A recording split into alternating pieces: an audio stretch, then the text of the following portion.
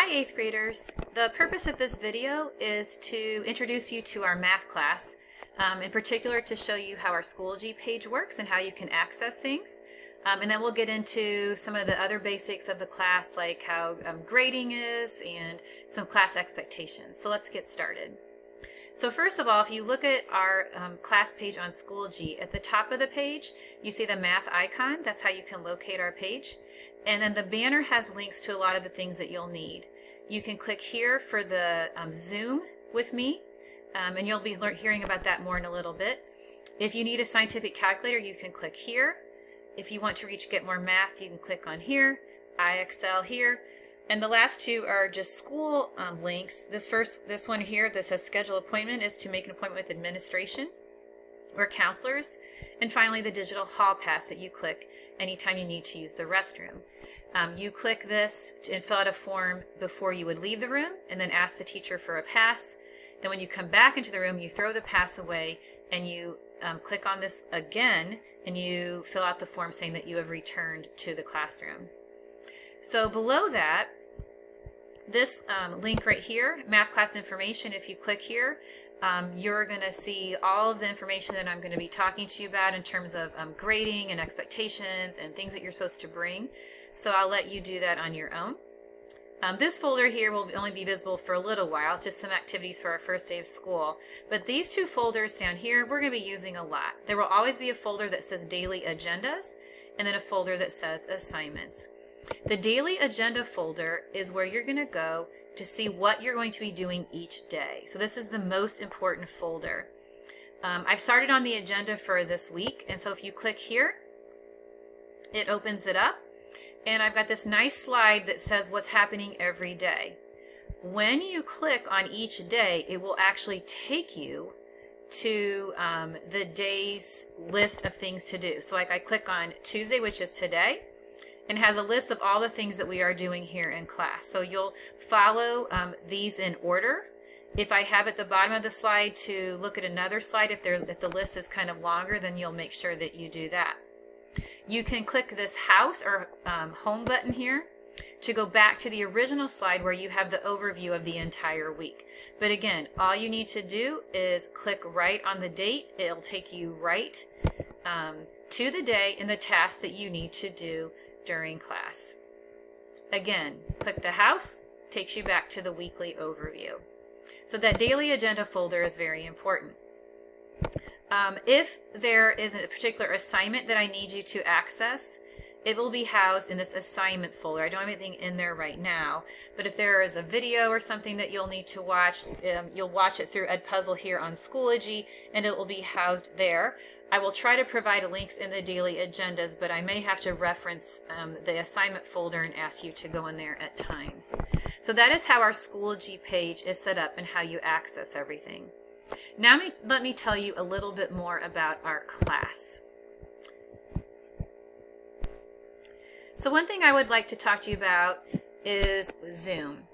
Whether you're a hybrid learner or a learner that comes to school 4 days a week, there will be times that you will need to access me through Zoom. So we have some etiquette that I would like you to follow. If you look at this chart right here, let me go ahead and make this a little bit bigger. Some basic rules are this: mute yourself, be on time, turn on your video so I can see your face, come prepared, find a quiet place, and contribute and ask questions in the chat or raise your hand. Some suggestions are that you sit up straight, take notes, listen, participate. So when we're asking for responses that you're actually contributing, you could contribute in the chat or raise your hand. Be respectful, do not be distracting. So don't be doing things to try to just be silly and to get others' attention in the room. Wear appropriate clothing, and really just by that, just make sure it's not something that's distracting. There's no eating, no walking around, no other active tabs going on. And you can change your background. There's several options that are available to you, one of which is a Mannheim Central background. Feel free to use that. So no one needs to see like where you are in your house or what's going on behind you. I actually think that's a really a great thing that's available to you. So that's some etiquette that I expect on Zoom.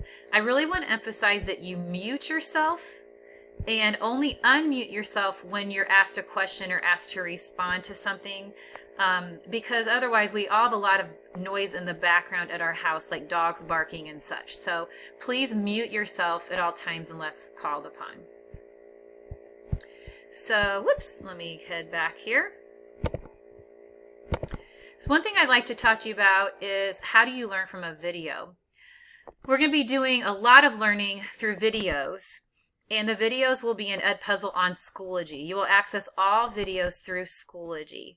They're not just something that you just play, and then you look around and you just let it try to pass by. It's not just something to get through.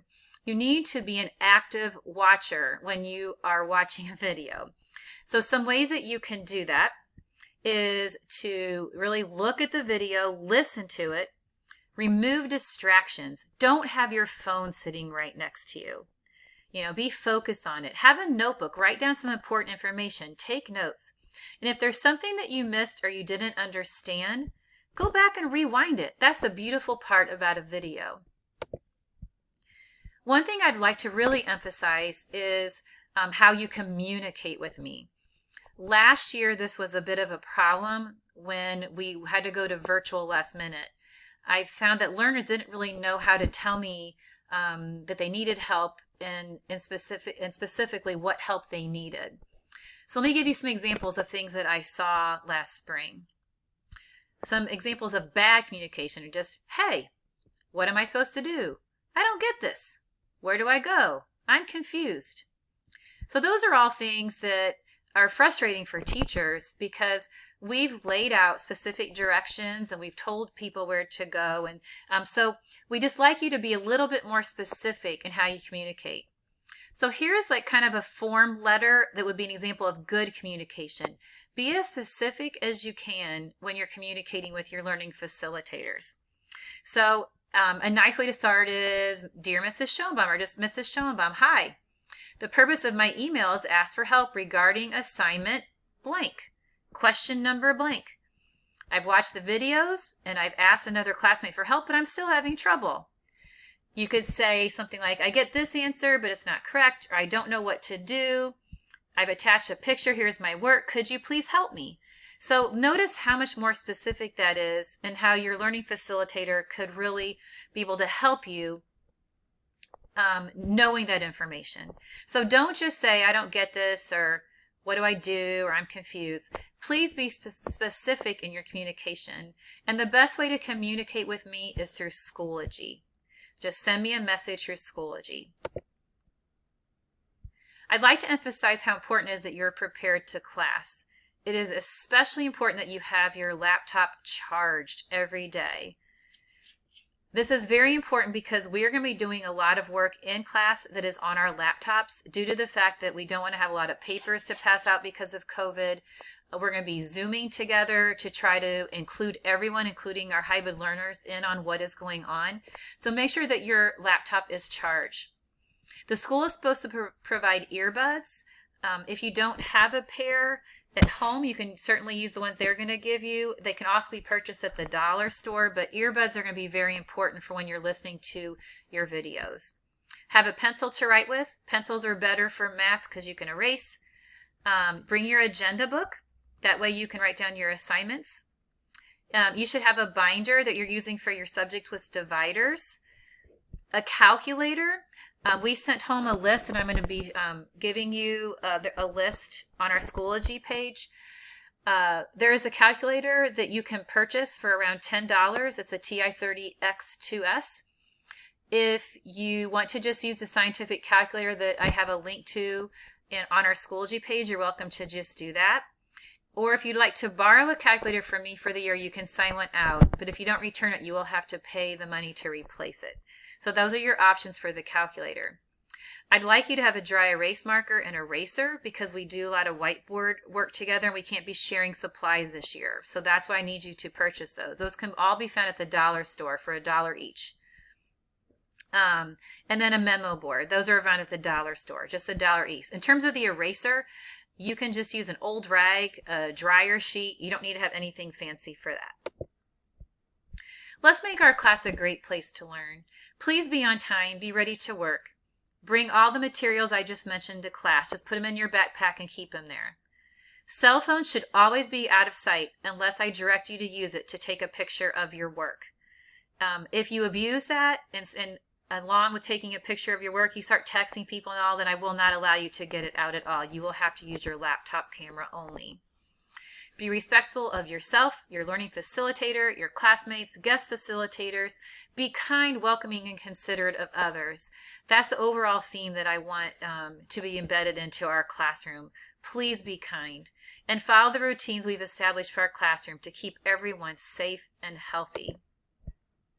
In terms of grading, homework and classwork counts as 10% of your grade. Quizzes are 30%.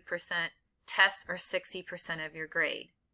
We do allow retakes for tests and quizzes, but only after you've shown effort, have come to me for help, have done some extra work on the topic, and have shown that you've improved and you can do better. All learners and parents are encouraged to check your grades in the Home Access Center. If there's anything you think is incorrect, please let me know. Let's make it a great year.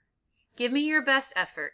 Math is the foundation for so many awesome careers, and I want you guys all to have a chance to have a great future. So I love math, and I hope to make this a great experience for you. Thanks.